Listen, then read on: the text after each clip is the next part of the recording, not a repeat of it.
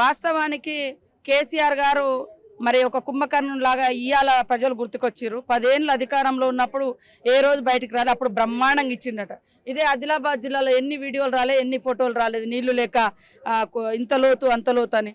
మొన్ననే కదా సీఎం గారు 60 కోట్లు నిధులు మంచినీళ్ళ కోసం రిలీజ్ చేశారు. కాబట్టి వారు ఉన్నప్పుడు సమస్యను బయట కనపడనీయకుండా తొక్కిపెట్టిండు. ఇవాళ మనం ధర్నా చేస్తున్నామంటే ధర్నా చౌక్ రాకముందే హౌస్ అరెస్ట్ చేశారు. కానీ మా హయాంలో ఏ సమస్య ఉన్నా కూడా మీరు బయట పెట్టుకోండి అనే స్వేచ్ఛ ఉంది. కాబట్టి ఎక్కడ గింత చిన్న సమస్య, నిన్న కరెంట్ ఎందుకు పోయింది కేసీఆర్ దగ్గర? వాళ్ళ ఆఫీసులో జనరల్గా ఉండే ఆఫీసు వేరు, ముఖ్యమంత్రి గారు వస్తున్నారంటే కూలర్లు ఏసీలు ఫిట్ చేశారు.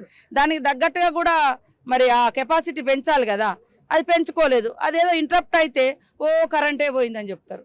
కొన్ని ఊర్లల్లో పైప్ లైన్ కనెక్షన్స్ మీరిచ్చినాయే.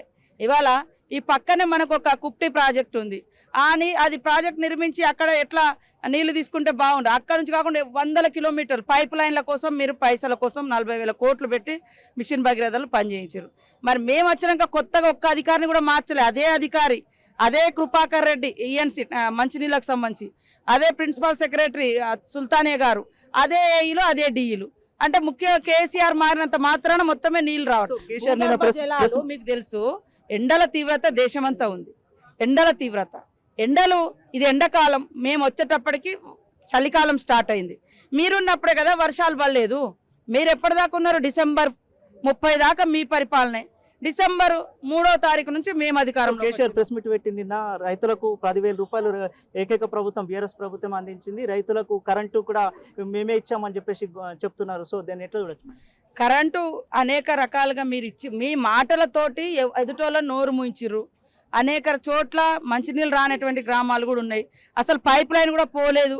ఇంకా మొన్న కూడా టెండర్లు పిలిచినాం. 100 కోట్లు 160 కోట్లు 70 కోట్లు పెట్టి ఈ ప్రభుత్వం ఇయ్యలేదని.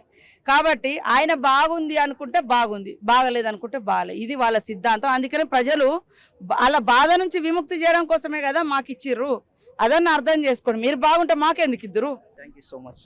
తెలంగాణ జిల్లా, ఉమ్మడి జిల్లా వ్యాప్తంగా కూడా మంత్రి సీతక్క పర్యటిస్తున్నారు. సో ఎంపీ సీట్ని కైవసం చేసేందుకు తాను చేస్తానని చెప్తున్నారు. రానున్న పార్లమెంటుకు సంబంధించిన ఆదిలాబాద్ జిల్లాలో జెండా ఎగరడం ఖాయమని ధీమా వ్యక్తం చేస్తున్నారు.